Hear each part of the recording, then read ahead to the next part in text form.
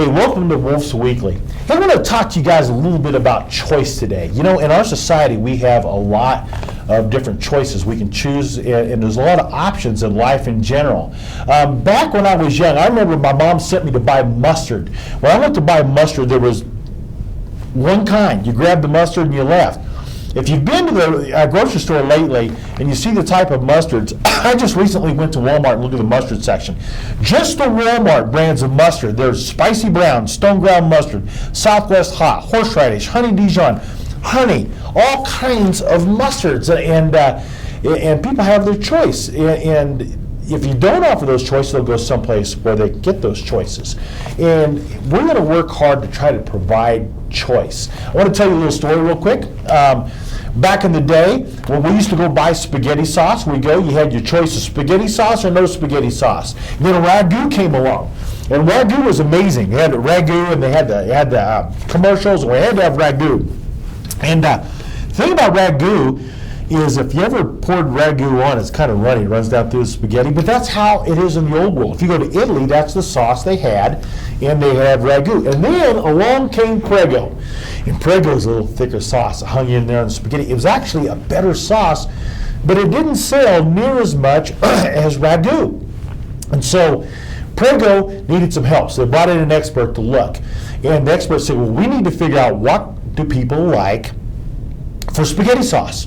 And they did a study, had 40 different types of sauce. Now ragu today has 34 different sauces you can choose from. But Prego had 40 some different sauces they looked at. Which one was the best? And here's what they discovered. The best one was, yes, all of them. Everybody had a different opinion on the sauce they liked. And so that's what Prego did. They started out, their first big one that really hit was chunky, because they realized people they like spicy, they like bland, and they like chunky. And they took it from there.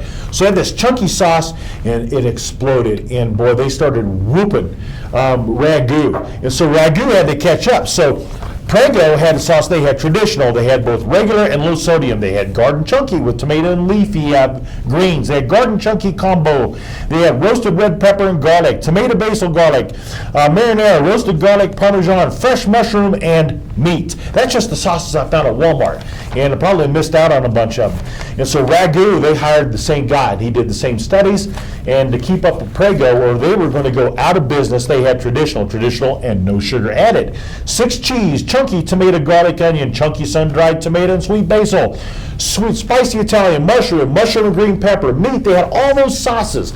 So, boy, have we come a long way from just regular little traditional to all these choices. In our schools, we're going to work to do some of the same things. We're doing some amazing things. There's a thing, we work with different teaching styles, different learning styles. Some of you have heard of summit learning that we're doing. That's just one way. We need to offer a variety. And so we're going to be working on that. Social media came along. I was reading on social media the other day. It was amazing reading all the comments. They weren't even close to correct, but if it's on social media, it must be true. And by golly, we're doing this or we're doing that. Truth is, we're going to offer a variety of things for people to choose from, because we realize that if you don't offer a variety, you have choices elsewhere. And we are the best choice. So anyway, we're going to be working on that. Speaking of Summit, I have Summit elementary students here with me. I have Gavin and Adeline. Gavin's in 5th grade. Adeline's in kindergarten, and we're going to talk a little bit about some of the things that they are excited about Christmas-wise. So, Gavin, tell me a little bit about it. You've got Christmas coming up. What are some of the traditions you have in your family? So, we usually sit by the fireplace and watch movies, and we also drink hot cocoa. And some of the movies that we watch are Charlie Brown Christmas and Rudolph the Red-Nosed Reindeer.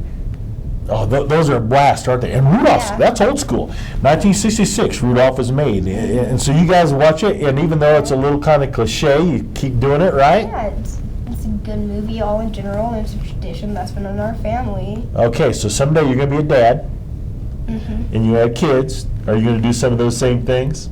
Yes, definitely. Oh, absolutely. And I do the same things, too.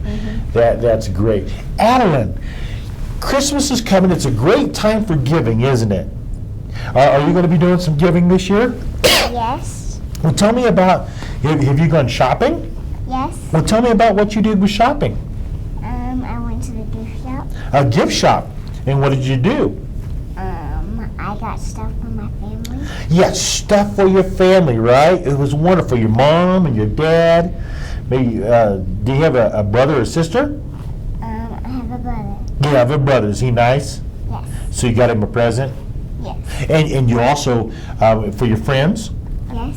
Now, you wrapped all those up and you put them under the tree and waited till Christmas, didn't you? No, you Waited for did. my friend, but I didn't wait for my family. Yeah, you couldn't wait anymore. You were so excited to give, weren't you? So you gave your present to your mom. Was she excited? Yes. She loved it? Yes. That's great. Yeah, I think that's wonderful. What are fun things you like to do for Christmas? I don't know. You don't know. You know why? This will be her 5th Christmas. She hadn't had very many Christmases, have you? No, we're excited about Christmas, to be able to get here. I'm excited to have Gavin and Adeline here with me from Summit Elementary. Guys, thank you for tuning in to Woolf's Weekly, and we'll catch you next week.